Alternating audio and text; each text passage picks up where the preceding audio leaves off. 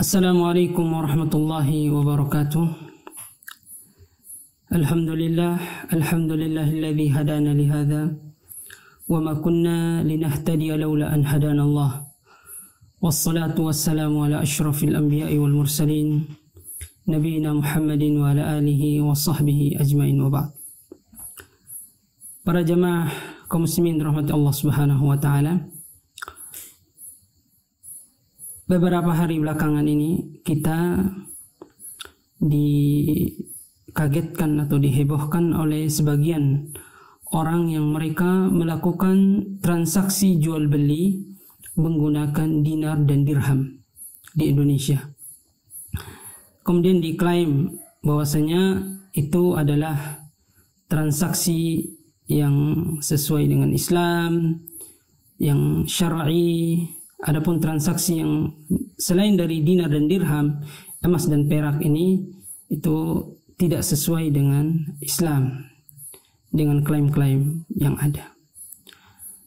Para jemaah yang dirahmati Allah Subhanahu wa taala, sebagai seorang muslim, ketika kita mendengar hal seperti ini yang kemudian disandarkan kepada syariat Islam, tentunya kita terpanggil untuk melihat apakah ini sudah sejalan klaim seperti ini dengan ajaran Islam atau tidak.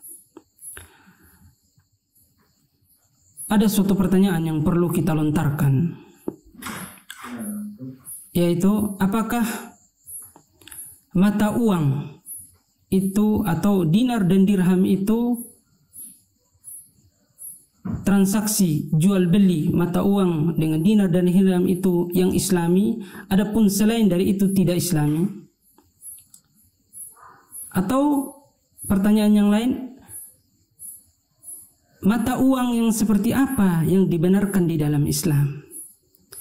Para jamaah yang dirahmati Allah Subhanahu wa taala, kalau kita lihat penjelasan para ulama dan sejarah Islam, maka kita dapat ketahui bahwasanya transaksi dinar dan dirham atau emas dan perak, koin emas dan perak ini, itu sudah jauh sebelum adanya Islam.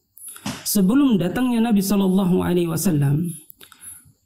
orang-orang ketika itu sudah melakukan transaksi jual beli itu menggunakan dinar dan dirham, emas dan perak, sebelum datangnya Nabi SAW. Jadi Nabi hanya datang kemudian melanjutkan dan menyetujui apa yang sudah ada, transaksi, metode transaksi yang sudah ada.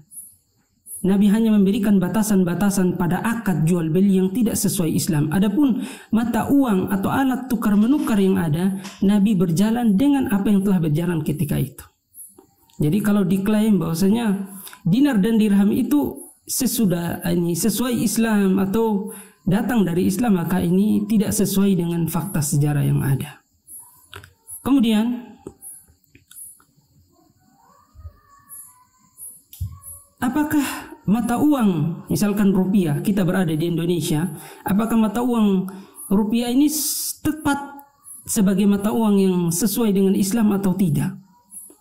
Maka para jamaah dirahmati Allah Subhanahu wa taala, kalau kita melihat keterangan para ulama kita, maka kita akan dapati bahwasanya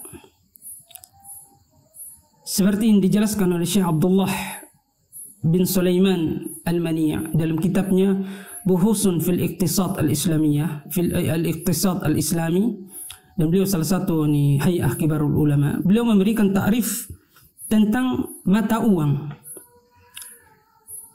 Apa kata beliau? Dia itu adalah kullu wasitin litabaduli yalqa qabulan aman mahma kana dhalika alwasit wa ala ayyi halin yakun. Kata beliau, mata uang dalam Islam itu segala bentuk yang dijadikan sarana untuk tabadul, tukar menukar, yalqa qabulan aman, yang diterima oleh masyarakat umum pada daerah tersebut, diakui dan diterima pada daerah tersebut atau dalam satu negara tersebut. Mahma kana dzalikal wasit, apapun bentuk dari mata uang tersebut, wa ala ayyi halin yakun, apapun keadaannya. Jadi baik dia uang kertas ataupun selain dari kertas, apabila dia dijadikan alat tukar menukar dan diakui oleh negara, yang kemudian diterima oleh masyarakat dalam negara tersebut, itulah mata uang yang digunakan di dalam Islam.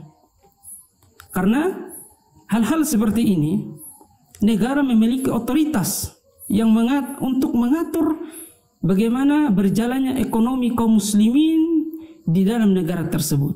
Oleh karenanya, pada zaman Umar ibn Khattab punya rencana ingin membuat mata uang dari kulit onta. Kita tahu kulit onta adalah sesuatu yang tidak bernilai ketika itu, ya. Tetapi ketika dijadikan sebagai mata uang, maka dia memiliki nilai, dijadikan mata uang dan diakui oleh negara dan diterima dalam masyarakat dalam negara tersebut. Ketika ditetapkan oleh negara dan otomatis diterima oleh masyarakat tersebut, maka dia menjadi memiliki nilai. Tidak harus dari emas dan perak.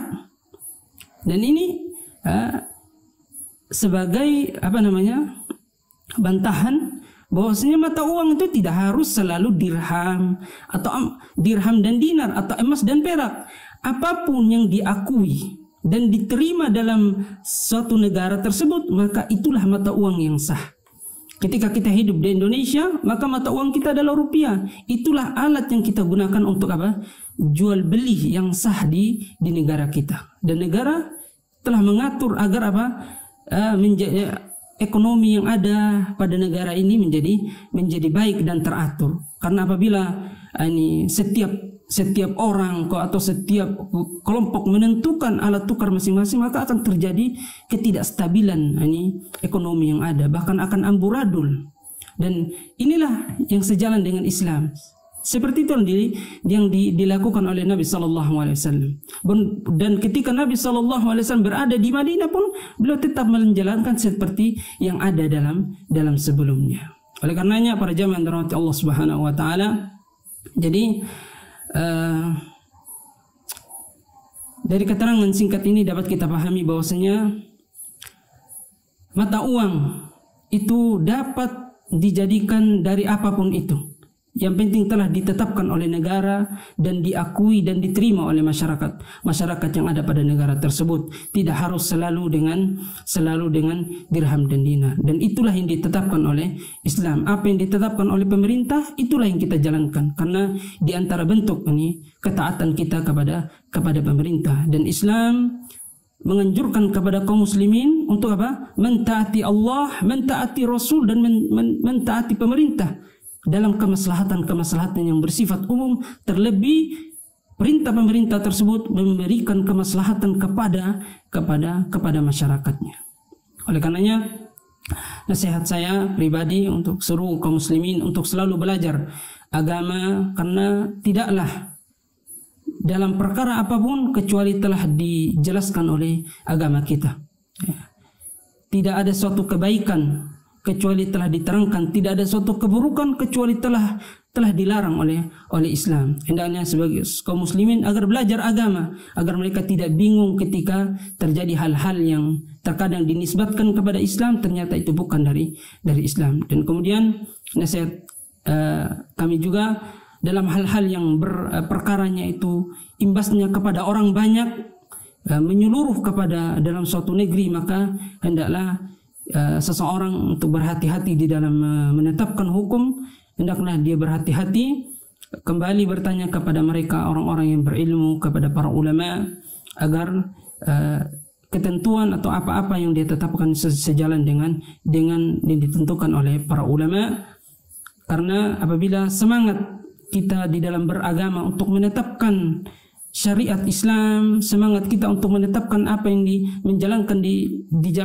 dijalankan oleh Nabi sallallahu alaihi wasallam tidak sesuai, semangat kita tidak sesuai dengan ilmu, maka itu akan mengantarkan kita kepada kesalahan.